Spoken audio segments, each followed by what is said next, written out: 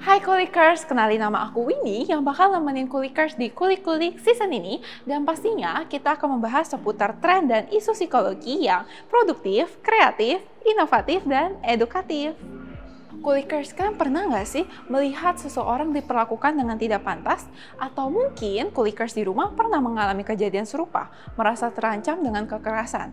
Nah, peristiwa pahit tersebut kita kenal dengan istilah bullying atau perundungan. Bullying atau perundungan merupakan segala bentuk kekerasan atau penindasan yang dilakukan seseorang atau sekelompok orang yang lebih kuat dan lebih berkuasa dengan tujuan menyakiti sang korban. Kulikers, perilaku bullying dapat terbawa hingga dewasa loh, dan dapat terjadi di mana saja, seperti lingkungan pekerjaan, lingkup pergaulan, hingga institusi pendidikan. Kulikers, pasti Kulikers sudah sadar nih tentang perkembangan teknologi yang semakin cepat setiap harinya. Nah, Kulikers pernah dengar nggak sih tentang istilah cyberbullying? Cyberbullying adalah bentuk lain dari bullying yang terjadi di dunia maya. Kulikers, cyberbullying tidak hanya mempermudah pelaku untuk menyembunyikan identitas aslinya, tetapi juga mempermudah aksi tersebut untuk tersebar di media sosial. Kulikers, kalian penasaran nggak sih tentang cyberbullying? Bagaimana fenomena cyberbullying dapat muncul, hingga cara yang tepat untuk pencegahannya? Mungkin kita bisa mulai dari apa sih sebenarnya definisi dari bullying dan juga cyberbullying. Jadi intinya bullying itu adanya tindakan di mana seseorang yang mempunyai kekuatan atau kekuasaan lebih-lebih yang berlebih gitu ya, terus dia melakukan tindakan yang mungkin menyakiti ataupun misalnya melukai baik itu secara fisik maupun mental kepada orang lain yang memang kedudukannya lebih rendah daripada dia ataupun kekuatannya lebih rendah daripada dia. Oke, kemudian Kak, kalau cyberbullying itu gimana ya definisinya? Oke, jadi kalau cyberbullying itu sebenarnya sama aja gitu ya kayak bullying gitu ya. Cuma ini dilakukan secara digital. Dan yang berbahaya dari cyberbullying ini adalah ini bisa dilakukan kapanpun dan dimanapun. Oke, kemudian kenapa sih bullying ini dapat terjadi? Oke, jadi kita harus membedakan dulu. Jadi dalam bullying itu ada 3 pihak yang terlibat. Yang pertama itu korbannya, yang kedua itu pelakunya, yang ketiga saksinya. Gitu. Jadi di setiap tindakan bullying kemungkinan besar akan ada 3 unsur ini gitu. Dan kenapa sih bisa terjadi gitu? Jadi pelaku bullying pun bisa jadi dia adalah korban bullying. Misal di sekolah misalnya gitu ya, aku jadi korban bullying gitu ya. Terus aku nggak bisa ngelawan nih, tapi aku butuh untuk rilis rasa tertekannya aku gitu. Nah, aku akhirnya paling gampang di mana ya? Pindah ke sosial media deh. Di sana aku punya power gitu, karena aku bisa sifat anonimus, aku bisa merahasiakan identitasku. Jadi itu juga bisa terjadi gitu. Jadi bullying itu juga bisa jadi terjadi memang seperti kayak lingkaran gitu loh. Korban yang nanti ngebully orang lain lagi, korban dari korban akan ngebully lagi ke orang lain, dan itu bisa menjadi sebuah lingkaran. Dan itu memang karena memang adanya yang pertama ada relasi kuasa atau relasi kekuatan. Kenapa sih aksi bullying ini selalu diikuti dengan alasan cuma bercanda aja gitu? Nah, ini makanya kalau kami di Sejiwa sebenarnya mendefinisikan bullying itu dari sudut pandang korbannya. Jadi bisa aja kita ngiranya bercanda gitu, tapi kalau korban udah ngerasa tersakiti ya itu udah masuk kategori bullying. Nah, orang sering mengira atau beralasan bullying adalah candaan karena mereka berpandangan itu dari sudut pandang diri mereka, bukan sudut pandang korbannya. Terus ada nggak sih ciri-ciri tertentu pada korban bullying? Oke, kalau ciri-ciri tertentu sebenarnya masing-masing orang berbeda gitu ya. Aku pernah nemuin yang ciri-cirinya itu psikosomatis. Jadi aku pernah di suatu sekolah, si anak ini setiap mau berangkat sekolah sakit perut. Karena ternyata di sekolah dia dibully sama teman-temannya gitu. Jadi psikosomatis kan, jadi ketakutan dia menyebabkan sakit perut. Ini juga mungkin terjadi sama kita kalau ujian atau kita mau presentasi juga mungkin kadang-kadang suka kayak gitu ya. Tapi ini terjadi karena tindakan bullying ini seperti itu. Atau biasanya terjadi perubahan-perubahan di mana orang yang tadinya terbuka gitu ya, itu jadi tertutup. Tapi kalau ciri-ciri spesifiknya sebenarnya nggak ada. Kira-kira dari cyberbullying, dampaknya ke korban tuh sebesar apa ya, Kak? Kalau kita bicara tentang bullying secara umum, maka eh, apa akibat ya, dampaknya ya, bisa sejauh apa? Jauh banget.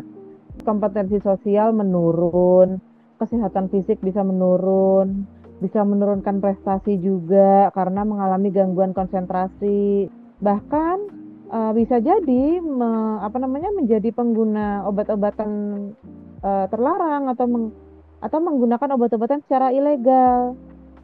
Bisa jadi memang takut atau jadi malas berangkat ke sekolah, ke kampus, atau tempat terjadinya bullying. Jadi intinya adalah sejauh mana? Jauh banget. Bisa bahkan bisa sampai mengalami gangguan mental. Nah, sekarang kira-kira apa sih yang bisa kita lakuin untuk menolong si korban ini? Oke, yang bisa dilakukan, simpelnya gini. Kalau kita sebagai orang yang melihat, kalau kita punya keberanian yang besar, maka kita bisa menyela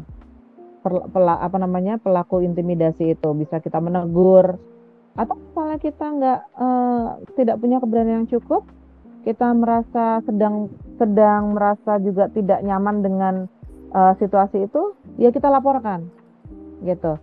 Kita ambil bukti, kemudian kita laporkan. Dengan begitu kita membantu.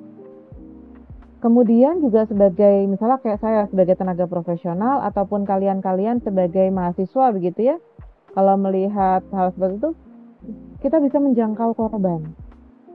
Kita bisa menjangkau korban, memberikan dukungan emosional, dukungan psikologis, juga bisa melakukan dukungan psikologis awal begitu ya, dan juga menyambungkan dia ke tenaga profesional begitu. Itu bisa kita lakukan.